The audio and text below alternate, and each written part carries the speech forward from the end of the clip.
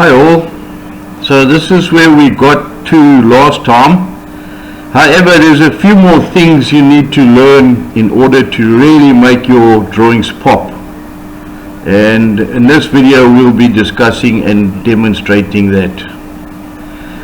So stay tuned, get your pencils ready, get your paper ready, draw along with me.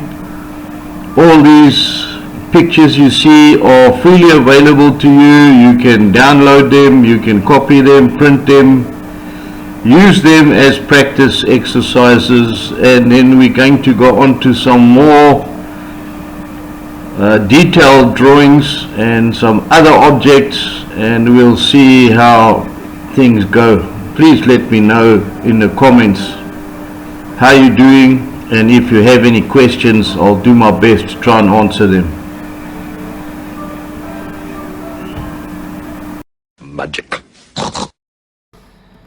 Right, so let's get into this, and we're going to look at a simple egg. Now, I've taken one out the freezer so it may still be damp, and I've got myself a normal standing lamp that is over here. You can't see it, it's just out of picture, but it's actually shining right onto this egg, and you can see the lighted area. So that's the mid-tones and the highlight, and you can see the dark tones on this side and the cast shadow. Now there's a few things you need to understand before we draw this egg, and that is that you need to understand the proportions. So you need to be able to draw the outline of this egg. So yes, that's going to be a flat image. You're going to draw the oval as close to the actual oval as you can. Okay, so I've got here an HB pencil. I'm going to move this egg to one side, and I'm going to attempt to draw this oval as I see it. I'm not gonna go too crazy here. Just by way of demonstration, I will change to a darker pencil shortly. Let me find it. Okay, so basically this is what I've got, and it's slightly wider at the bottom than at the top, but I'm not going to worry too much about that right now. Hey, come on. Okay, so that's basically what I'm looking at, and I know my light source is coming from an angle over here. Now this line here that you can see, that separates dark from light. So the first thing you need to do is separate your dark from your light. So we can see that the dark comes in about here.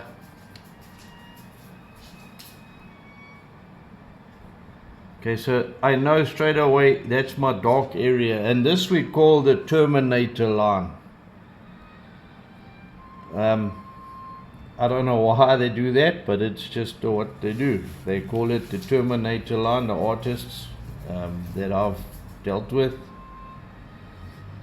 And that is your darkest area. So now the next thing to do is to tone in your shadows. Now there's many ways to actually shade. You can cross hatch. So you can cross hatch like this. You can stipple. You can turn a pencil sideways like I do and go in and add your darks.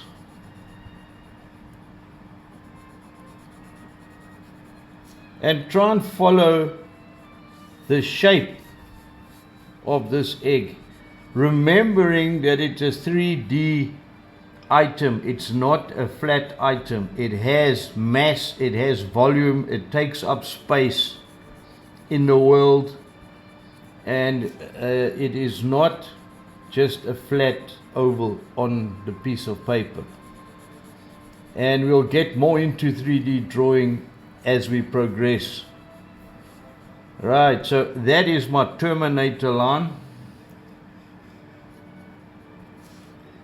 Now, you'll notice also that at this bottom edge here, there's a slight bit of reflected light. So it is slightly lighter here than it is in other areas because there's a little bit of reflected light. Now, one of the mistakes that people make is when they shade the midtones, they shade them in and you get this harsh contrast between your terminator line and your midtone. And in this case, the terminator line actually goes, if you look at this, right up to there. So I was a bit wrong there. So what you need to do is make sure that this blends in.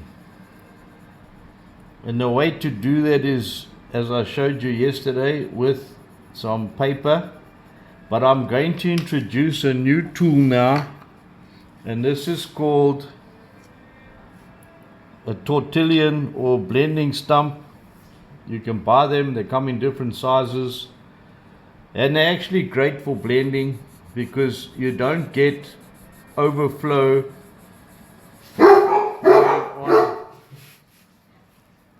dogs are going crazy again, going onto the outside lines of your oval. Okay, so we're starting to get our midtones, and I'm actually using the pencil that's on the blending stump. What we don't want to do is we don't want to get this halo effect here. You can see there's a halo effect here between the terminator line and the midtones. So that is not what we want. So we want to get rid of that. So we're going to blend in a bit more here because we want a smooth transition between the two.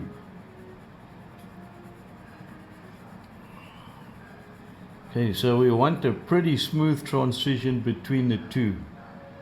And there's a little bit that comes down here, a little bit that comes down there, a little bit that comes down there. Okay, so now that's starting to look a bit better. Looks a bit more like the egg we've got here, although my top is not really much smaller than the bottom, but yeah. So remember, don't be scared of going in heavy with your darks. They have to be dark. You have to have that contrast. Otherwise, it doesn't look right. And you will soon come to see when it doesn't look right and when it does look right.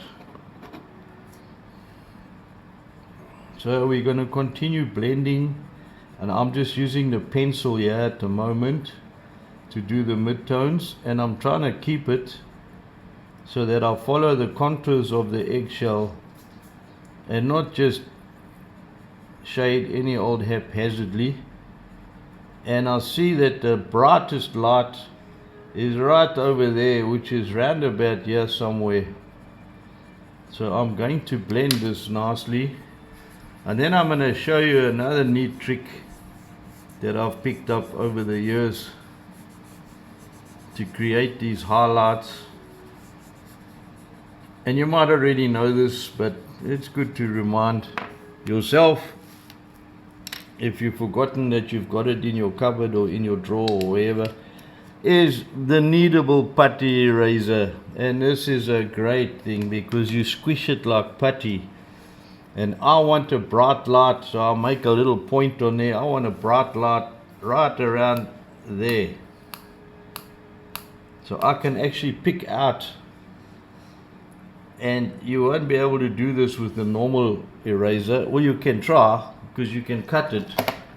However, there's another little tool that I use, which is the electric eraser. This one also works great. You can actually get precision highlights on your drawing, but it tends to be too white. I'm actually going to clean it up a bit just for the sake of the camera. That's pretty much where the highlights are. However, there's a few highlights coming off of that one can see, and I'm just gonna tone them down slightly.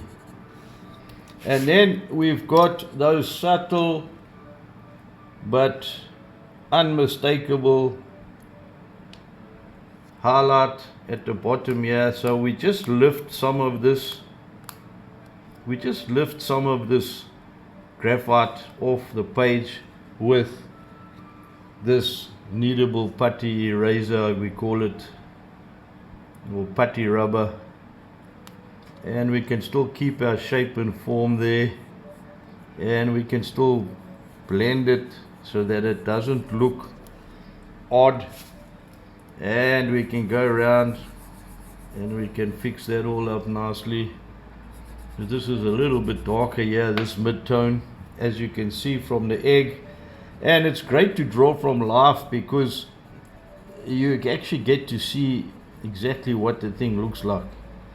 And when you draw from a photograph, the lens tends to distort slightly. Notice now there's light all the way around this edge here, so I'm going to take more out here because there's more light being reflected there than I thought there was. And this is called observation. So the more you observe, the more you will see that there is. And now I'm squeezing it like that to make a long, thin, flat section so that I can get round there to get that highlight in.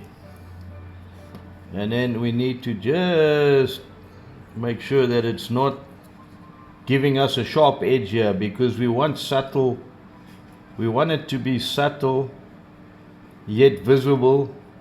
So we don't want to actually see the physical harsh lines. I'm going to go in a bit darker here because I want this to really stand out so that you can see the terminator line quite clearly. And it's okay if the terminator line sticks out a bit, because it does on the egg. It's a solid line going all the way around from there to there. So you can be more aggressive here, as I said before. Now notice also there's a massive shadow that this egg is casting. And because the light's coming from this side, it's going to take up all of this space here, and it's going to be pretty much the same size as this egg. Like so.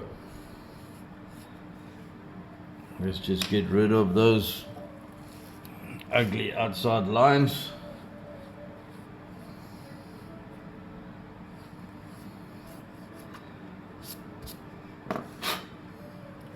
Another trick is to use a little brush so you don't put your hand grease all over the paper.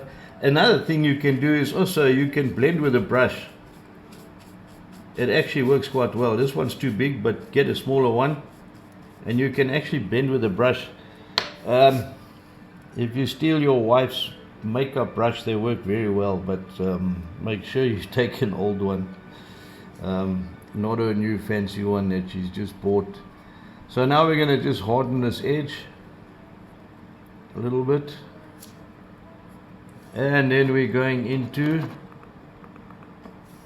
the shadow, which in this case seems to be lighter than the actual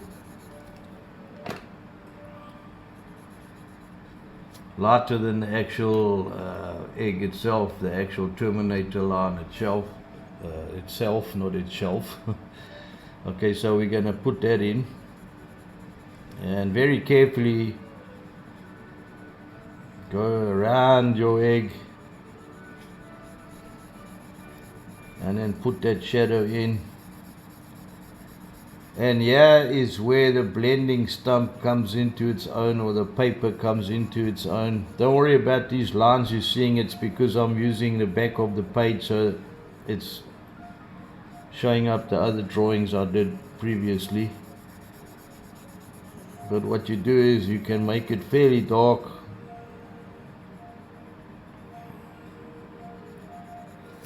and then use your blending stump to get it all nicely smoothed out and close up to. You can actually, because it's got a point, you can actually go. Some people say you can sharpen them. I've never tried, but maybe you can. But yeah, use it. If it works for you, use it. If it doesn't, try something else until you find something that works for you. Remember, this is all about how you get it done, and there's no right or wrong way of doing this. Although many artists teach various ways of doing things, I believe there's no right or wrong. If it works for you, go for it. And that's pretty much where we're going to stop. So now you know about proportions, you know about separating light and shadow, your terminator line, your midtones, your halftones, your highlights. You know about shading in your halftones, shading in your light tones, darkening your shadows where necessary, and show your reflected light when necessary. These are valuable things that you will need in all drawings in order to get a lifelike appearance and to make your drawing stand out. Now, I've done this very quickly and very roughly, but when you practice, take your time, shade carefully, do things slowly, and I guarantee you, after a little bit of practice, you will start drawing really good 3D images or pictures of whatever. And I suggest you take common household items, easy things, and start with the easy things and draw them, and maybe take 2 or 3 times, draw the same thing from different angles. I promise you, practice, practice, practice, and practice, and you'll get there. Thanks for watching. See you in the next one. Please don't forget to like and subscribe. I really need the support. It helps to make these channels. And leave your comments on how you got on. See you in the next one. Right, I know the camera didn't show it too well, but that's my finished egg. Hope you could use it. Thanks for watching.